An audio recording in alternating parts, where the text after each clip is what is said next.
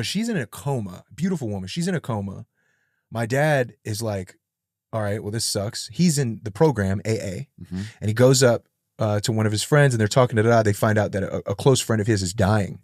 I think it was like cancer or something. So he goes to see her.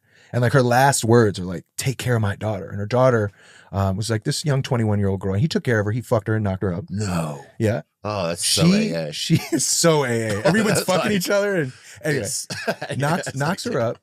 Shortly after. Yes, sir. Okay. Just for our audience that doesn't know, because some of our audience might not know you, and I want them to get to know you. And so you started out in Maryland, and your parents are both your parents are different colors, right? Yeah, my dad's black and my mom is white. And I was conceived in a crack house after they had met each other after about 3 days.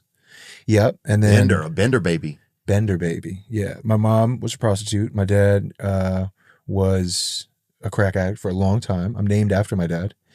And yeah, what's really crazy though is I remember my dad telling me, he was like, yeah, I got a paternity test to make sure your ass was mine. Because I came out looking white as fuck.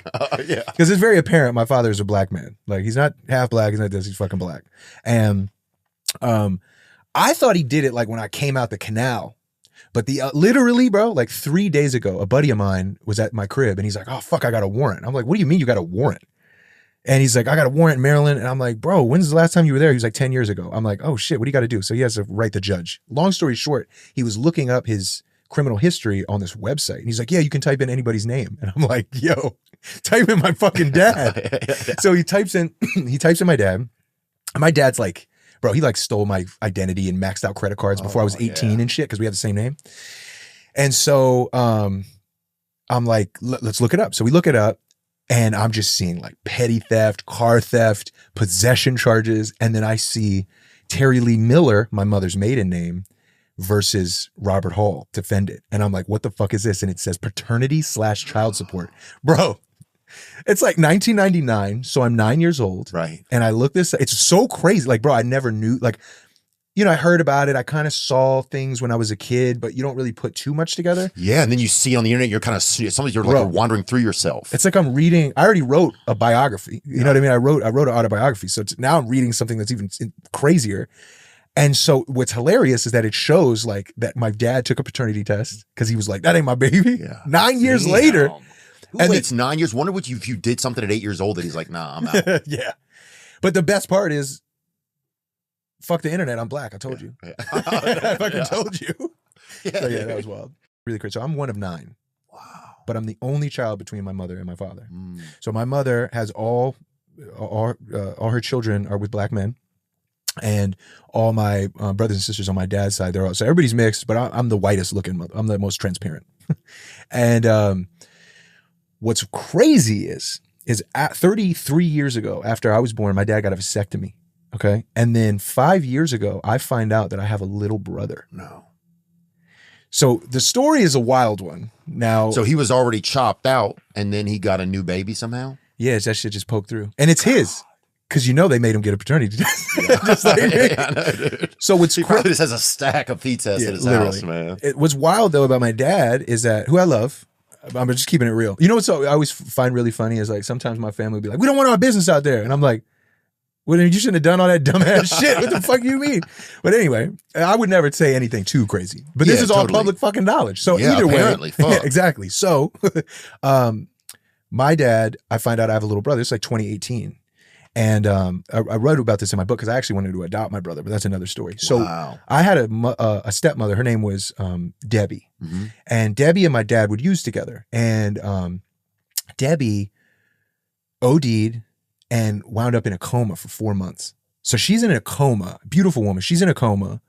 My dad is like, all right, well, this sucks. He's in the program, AA. And he goes up to one of his friends and they're talking to They find out that a close friend of his is dying.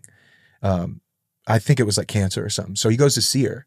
And like her last words are like, take care of my daughter. And her daughter was like this young 21-year-old girl. And he took care of her. He fucked her and knocked her up. No. Yeah. Oh, that's so AA. She is so AA. Everyone's fucking each other. And anyway, knocks her up. Shortly after the baby's born, she dies of a heroin overdose. No. Then, and now this had happened a bit before, but while all this was happening, my dad had started seeing a woman who I think is now his current wife. And then his then wife comes out of the coma and he's like, it's over. I'm just like, yo, that's so crazy. Well, sometimes women take a long time to decide. Yeah, that's crazy. Yeah, but it's like, wow, she can't. I love how the first thing she gets out of the coma. I know. And then unfortunately she OD'd and died a couple years later. But this is like the life I grew up in, man. Just drugs and violence and guns and my brothers running in the streets. And you have surprise siblings. It's like my mom, there was definitely, for as sick mentally as my mother was and is, I haven't talked to her in over a decade now, unfortunately. Wow. And I'd love to, but she's just not there. She's the type of person to be like, don't take the Lord's name in vain, God damn it, you motherfucker, like crazy.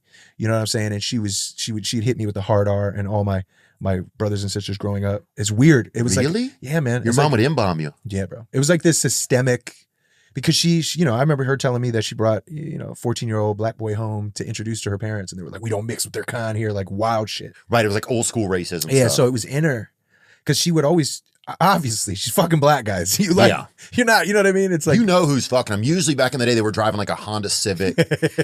It would be kind of like a thick girl that got sunburned pretty easy and was driving a Honda Civic. And if she was a redhead dude, she's smashing brothers, dog. No cap, bro. There was every girl that drove by with a fucking Honda Civic, dude, that was a little bit thick, bro, and was catching some sun and freckles were showing up on her shoulders, bro. Oh my God. She was going over to a brother's house. I had some good times. I did. I had some good times with my mom, but I had more work. Like my mother, she almost strangled me to death one time. I've been kidnapped. I've been through the gnarliest shit, fucking molested. Wild shit. But and that was my dad's girlfriend. She just kissed me with Skittles in her fucking mouth and I could taste the rainbow. Oh God, that'd make me fucking hard. Yeah, it was great. I swear to God, dude, I remember if any woman came even near me when I was a child, I'd get it. I always felt more of a connection with women because I was raised and surrounded by women. So I've had to deal with, like, you know, I've had sisters who fucking come home after getting raped, or, you know what I mean? Just like the craziest shit. And I don't know. I just always, like, you know, I see my mom, I'm like a little boy. You know, like damn near a toddler, she's getting her fucking brains beat out of her. She's all bloody and the police come and all this shit. And I'm like, oh, don't treat a woman like that. You know, my dad's smoking crack and pawning my fucking PlayStation and shit. Oh, don't treat your child like that. So I saw all these, you know, my brothers running around with guns. Oh, don't do these things. And that's not me shitting on my family. Like, it's just, right. It is what it is. You know what I mean? And a lot of my family's really turned their lives around for the most. I mean, motherfuckers are still in the hood and shit, but it's good. And, you know, sometimes motherfuckers will be like, hey man, like, how come you don't give your family money? And it's like, one, I have, and then it's gone immediately. It's like, I've done that. And then it's like, oh, I learned my lesson immediately. Cause like, you give somebody money, they don't know what to do with it. It's even like, okay, what, I'm gonna buy you a house, and what, I gotta pay your mortgage for the rest of your life, or I gotta this, I gotta that. So it's like, you can only give but so much to a person. Cause if somebody gave me $1 million when I was in the hood at 18, I would just be at Taco Bell every day. Oh. Like, I would just be like, I don't know. Oh, I'd be doing coke, dude. I'd be trying to eat my own ass, dude. Oh my God. Dude, you do enough drug, you'll get back there. True. How are you able to like compartmentalize that stuff and like not get so attached to it? Because it seems like you're able to like talk about these pretty traumatic times that happen in your life, and but you're able to kind of discuss it in a way that's like, I'm not like, who fuck? Like, yeah. I think did you go through that, or that never really was? I definitely did, but I was never like, I mean, I've shed some tears over like not having a family, you know what I mean? Things like that. But most of the tears I shed were like having my son and like getting married to a beautiful woman that loves me and like giving me the family I never had. And that shit makes me be like, wow. Like, I'll look at my son, like this cute little 3-year-old pure soul. And I'm like, damn, I can't believe my parents smacked me around and did, you know, cook crack in front of me. You know, had drug dealers in the house cooking crack. I'm breathing this shit in. Like, I could never imagine that for my son. Yeah. So it makes me really happy. But I think the biggest way, if I'm being quite honest, how I dealt with my upbringing was through music, through writing.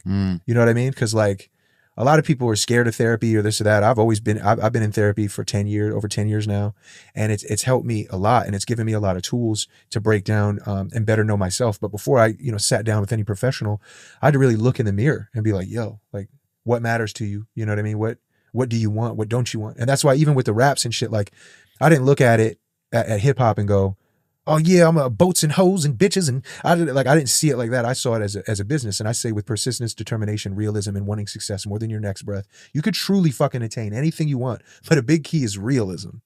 So I wasn't like, oh, I want the $20,000 chain and I want I was like, I want to create a brand, and I want to do it in a way that nobody else is really doing it. And that's why my whole motto is peace, love, positivity. It's about being yourself. And also the craziest shit is, bro, Eminem is Eminem, the GOAT. He's the shit. But he's not the first white rapper. There's so many before. Bro, I'm the first black, white looking black guy traversing hip hop. Like me and J. Cole's genetic makeup, the same. Drake's the same. You know what I mean? So many people. So I'm like the first of my kind as well, experiencing this. So when I would be talking about things like emotions and how it's okay to feel this, and people are like, shut the fuck up. Like, and I had to like really navigate being comfortable in my skin. And yeah, because I feel like that's not a universe where if you come with feelings in like a rap battle, it's a yeah, no, you know, that's not the sword and shield you want to bring in there. It's changing a little bit though. When you see like a lot of these these like ciphers and verses and stuff you see online, I feel like you start to, people get a little bit more emo in there. You know? I guess I don't really give a fuck about that shit. I'm just like, I love music. You know what I mean? Like I used to be about the freestyling and all that shit and like the battles, and it's cool. It's cool. But it's a lot of fuck you, I'm great, and all this, which is systemic. I still rap like that sometimes. Like I'll have braggadocious shit. Like I actually had a line where I said braggadocious flow, I'm vain like an IV. So it's just like little things where it's in us. It's systemic. Why am I wearing this? I'm wearing this because I never had it. My people never had it. So I like it. I got it. What's up? Look at me. In a way, right? It really is. Like, you know what I mean? I like to think I do it a little more, you know, classic. I just try not to be too over the top. But if a motherfucker wants to be over the top, good. He never had it. And if that's what he wants to do. But I would rather sleep in my money. You know, I'd rather sleep in a $5 million house in Malibu. I'd rather have you a nice home or something. Yeah,